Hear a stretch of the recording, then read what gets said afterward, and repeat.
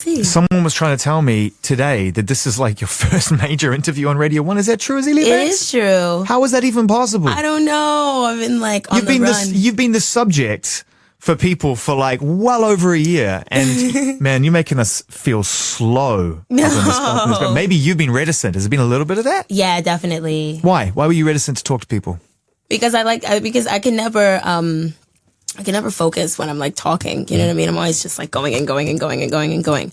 And a lot of the time, especially in print, the journalist gets all this information, so they have so much to choose from. And of course, they choose like the best parts, you know. And then when it just all fits together, it doesn't really make sense. See, that's media out of your control. It is, and that's media out of your control because you know you give answers, they get manipulated in a certain way. That would also make you, you know, just one of a select group of fascinating people in the new media who put out a little bit of music. And everyone wants to know everything about them already, which is kind of strange. Surely you would imagine that level of interest should happen according to the amount of music that you put out. Do you know what I mean? It must be kind of intimidating being that person. Or how was it for you? Putting out 212 and then bam, Azealia Banks. And you're like, wait a minute, you haven't heard enough yet. Exactly. And I would always say that, like, especially when Enemy was like, you're the coolest person and all kinds of stuff like that. I'd be like, guys, like, you know, like you guys could, like, I could really suck tomorrow. Like I could never have even in not only another 212, but just not even another decent song. Like, because when 212 got attention, I was at a point where I was like, kind of like, it'd been so long since I'd written a rap, you know, it'd been like 3-4 months since I'd been to any sort of studio or anything. So I was very green, you know, like it's kind of like when with music and writing and stuff, it's like, if you don't use it, you lose it. Yeah. If you don't write every day and you don't like stay sharp. Yeah, don't stay sharp, you lose it. Yeah. And I was just really scared to be asked to freestyle. You know, like I still can't freestyle because it was never something that I wanted to do. Like I always wanted to like write songs. Like I've always been very much like art school girl, you know, like let me ask you then, Azealia, where rap fits into your overall level of interest and passion. Rap as an art form, because rap as an art form doesn't really fit in anywhere. I'm not, and I don't want to sound arrogant or sound like blasé or whatever, but I'm not really. It's a vehicle for you in order to express yourself and do a broader thing. Exactly. So we're just starting to get a picture of who that is, you know, because we've had a few tracks and all of them have been, you know, unique and exciting and visceral and powerful and bam, and everyone always goes crazy about them. But we're just starting to understand now that you have broader interests and broader ambitions than just being a, you know, a musician or a rap artist, right? Yeah. Not a musician, just a rap artist. Fantasy Mixtape, you saw me doing like a few things that were kind of different. I feel like obviously rap wasn't my first thing. It was like acting and singing and stuff like that. I used rap to just kind of get myself out of like a rut. Like the acting thing wasn't really working and stuff like that. But well, it's a fiery art form for someone like yourself, you know, who obviously has an opinion and has a healthy creative chip on your shoulder. It's the right thing for you to do. Yeah, definitely. Hey. An individual in the public sector, where does that need to kind of stand up and be heard and shout people down and go, no, that's nice? It's just having a really strong opinion. Where's it come from? It's like, where do your brown eyes come from? They're just there. You were like that as a kid too? Yeah, I was always just kind of like, other people will say it's like just curiosity. It's like I'm really just asking a question. You're just pushing boundaries, basically. Yeah. Let's see how far this can go. You know, let's see, what about this? How, like, what else? That's very much Azealia Banks. And, you know, I piss everyone off all the time because people like to be comfortable, you know what I mean? Like, with their thoughts, beliefs, ideas, even, you know, your clothing, your everything. You like comfort. People don't like change. And, well, can I ask you how you take criticism?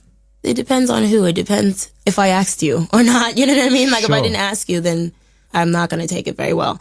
There are songs that I think are amazing that the label are like, Azealia, no, that song really sucks. And have there been situations when you've kind of relented? You know, like, okay, I get it. Yeah, I'm not gonna mess with that. No, because you know, I'm still like pushing for those songs. Like even like Luxury was from Fantasy Mixtape.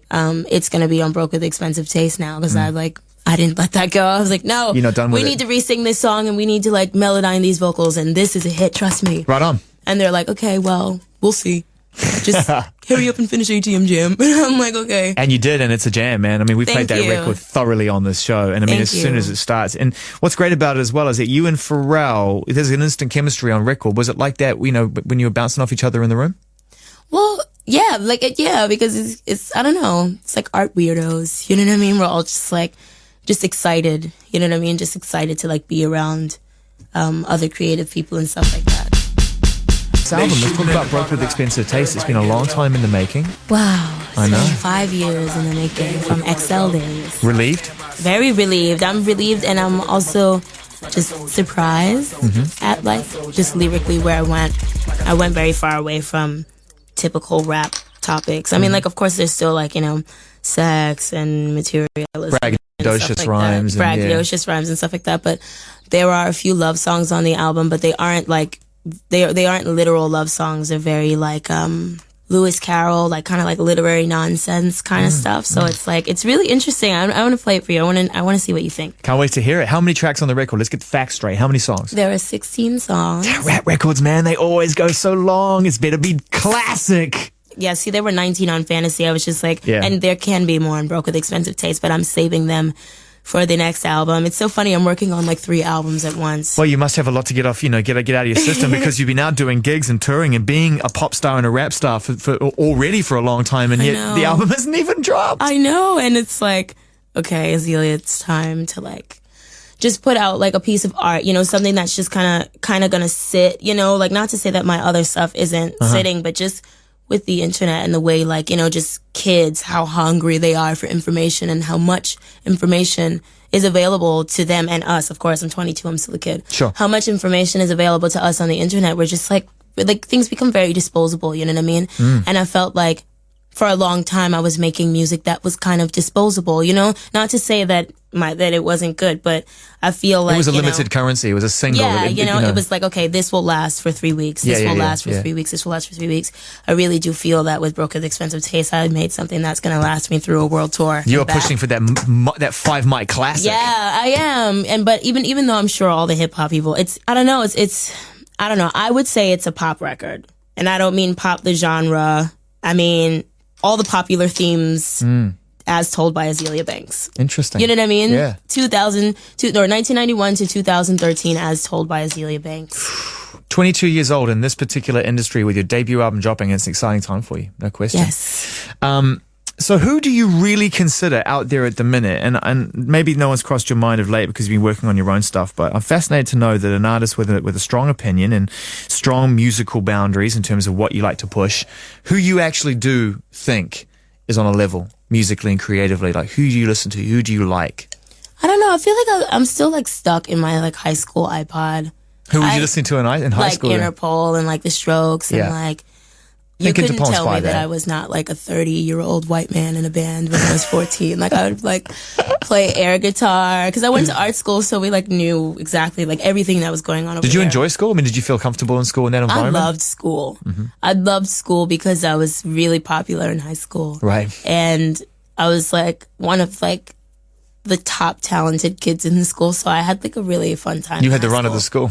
Pretty much, yeah. It was fun, and we had social media back then, of course, so my MySpace was like the page, and my Twitter was like the page, you know, and it's just like things that just kind of carried over. Like I was always like entertaining my friends. That's classic. Azealia Banks, produced by Hudmo. That is Jumanji. That was the feature interview. Hope you enjoyed it. I want to hear this album. Can you play me some stuff? I can, yes. So we're going to call wrap on this interview. Should we do this again sometime? Yes, we should. The Radio 1 Breakfast